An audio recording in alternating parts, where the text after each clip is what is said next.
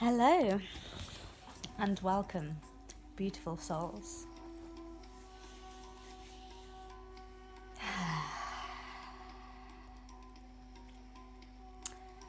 Today I would like to talk a little bit about food. So, for all of you who are feeling a call to eating lighter, softer foods, this really is a info session for you. And it may be that you are feeling the call to have more fluids in your diet, so more water, lots more water, be drinking a lot of water, more than we are told that we should be drinking. It's life-giving, we are mostly water, so we should be drinking mostly water, more water than food. So keep your water topped up and on you at all times, especially for those of you who suffer from headaches or migraines or digestive related problems. So this will allow you to bring more fluidity in your life, and it will also allow you to process food faster and better, so you won't be bogged down so much after a meal if you have consumed a significant amount of water before you started to eat, so you've already lined your stomach and it will run smoother through. So in terms of the food itself, you want to be eating as much live food as possible. We are alive. We have life within us. So you want to be taking in live foods such as fruits and vegetables predominantly. This is the largest part of your diet. It should be. Apart from water, of course, so water first, and then we have the fruits and vegetables. So these are live, they are still alive when you eat them. They still retain the energy from when they were picked or cut, so, or dropped off. Usually we don't eat the dropped off ones because it's a sign of it being ready to be consumed in that moment. So a lot of the processed packaging foods you have they cut it first before it gets to the point of falling, because by the time it gets to you, the consumer, then it will have already gone off. So it'll still be ripening while it is on its way to you. So in terms of the meat eaters out there, there is no judgment for eating meat. So if you meet any people who are trying to push their beliefs on you, if you have had some bad experiences with vegans or vegetarians who have condemned you for taking lives and eating lives, you do not need to carry this burden. You are only invited to ask yourself how you feel after you are eating these meats. There may be certain meats that are not good for you, so you may feel extremely heavy and bloated after some red meat. So this, if you are still eating meats, then you want to be eating as little of the meats that cause you the most suffering. So the reason why you may be feeling called to more live foods rather than dead foods, because animals have been killed before they are consumed. So you are no longer receiving live information, you are consuming this energy of death, of suffering. So if you are eating meats, be conscious of this. If you can afford to buy organic, then do so, because the animals themselves will have held less suffering in their lives, so they will have had a happier life, and they will therefore, that energy will be transmitted in the food as you eat it. So yes, really starting to see where your foods are coming from, and how they are packaged, so getting away from plastic. It may not be possible for you, as you may be struggling financially and you may need to buy the cheapest option, which will be encased in plastic. That is perfectly acceptable. Just when you get home with your food, try to take all the plastic and remove it straight away, so that your foods can be as fresh, your fruits and your vegetables can be as fresh as possible, and try to place them in the sun for maybe 3 to 5 minutes before you consume them, so they get the current energy from the sun. And really taking a pause before you eat, honing in and seeing how your body is feeling. Is it ready to eat?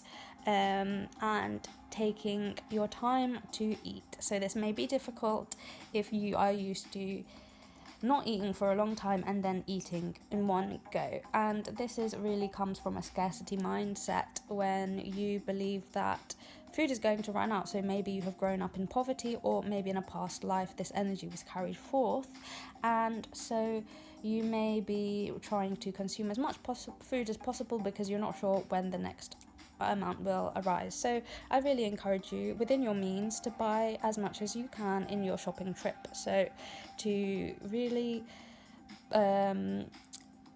factor in the types of foods that you will require, and to ensure to make foods that can act as snacks for when the sun is out more, as it is now in the UK. We are called to eat lighter, so smaller portions. So this will really energize and activize you to get out in the sun more. You consume more of the sun's energy. So we receive the energy from the sun, the light, the bright.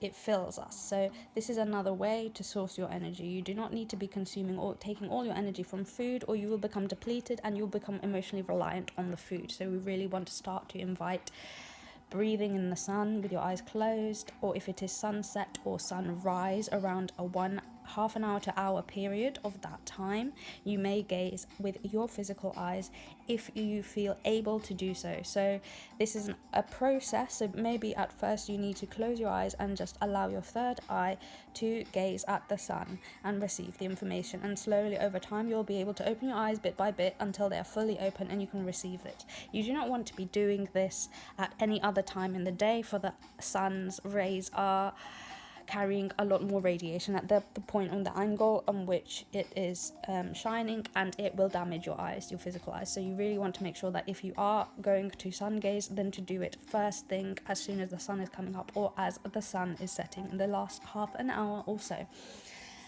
So food, be conscious with your food.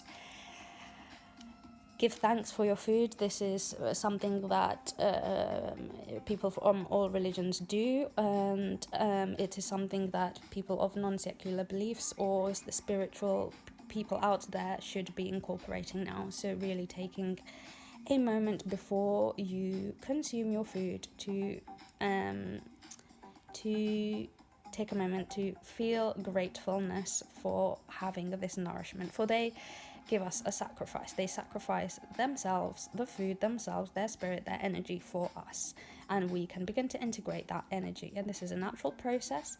One day we will not need to do this, but for now, in our physical bodies, we really need to be doing this. It is part of our design. So there may be people out there that are sun gazers and they're breatharians, that reported stories that these people don't eat and haven't eaten for 40 plus days. They just drink water potentially, or just nothing. So some may be rumors, some may be true.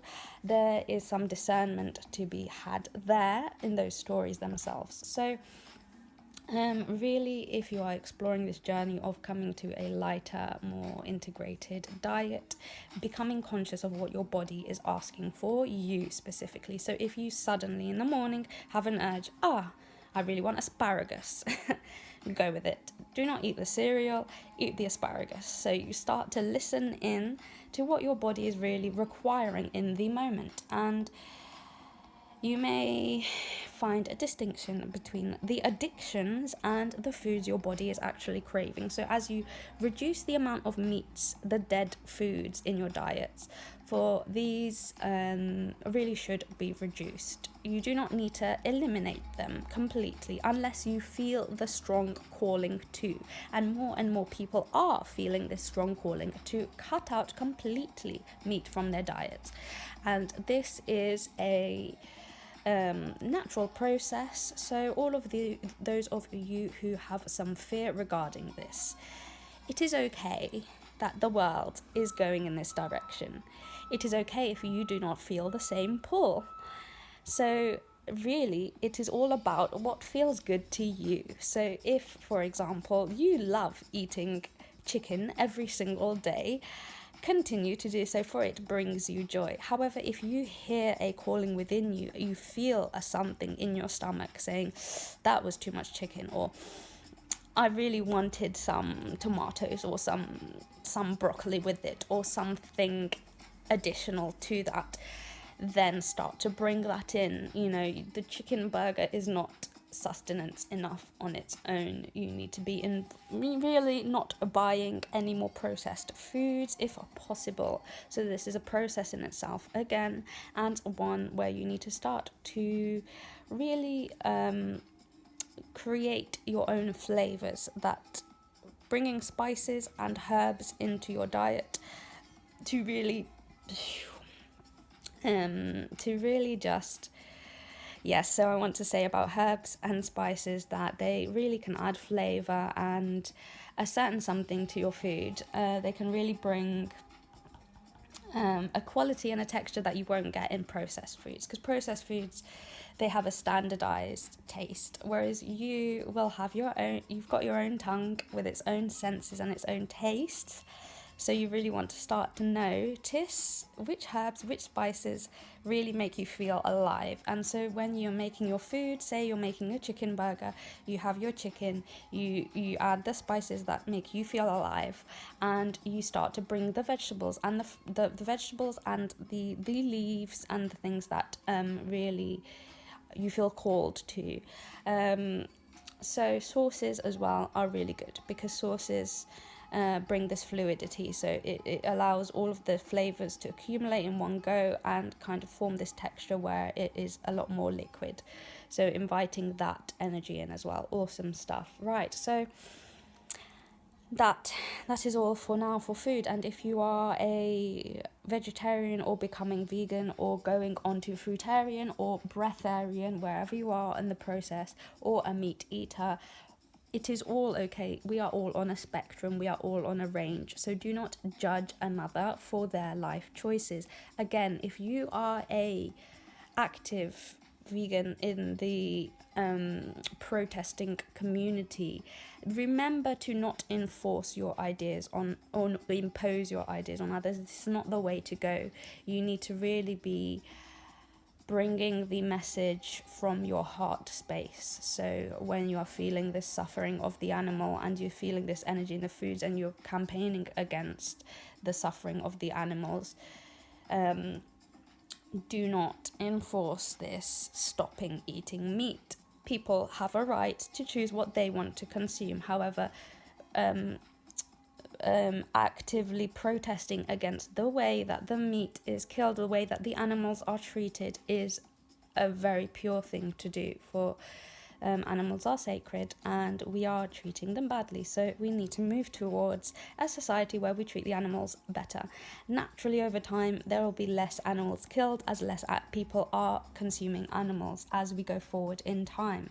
So the future is really one of where we will see our animals as brothers and sisters, and our plants as brothers and sisters. So for all of you, those who are eating plants, we will move beyond this as well. So you are on a journey. We are all on a journey. We're all on different parts of this journey. They are all necessary. So love yourself, respect yourself, and listen to yourself. Blessed be. Have a wonderful day. The sun is out. If it is not, find the sun within and radiate. Have a lovely day.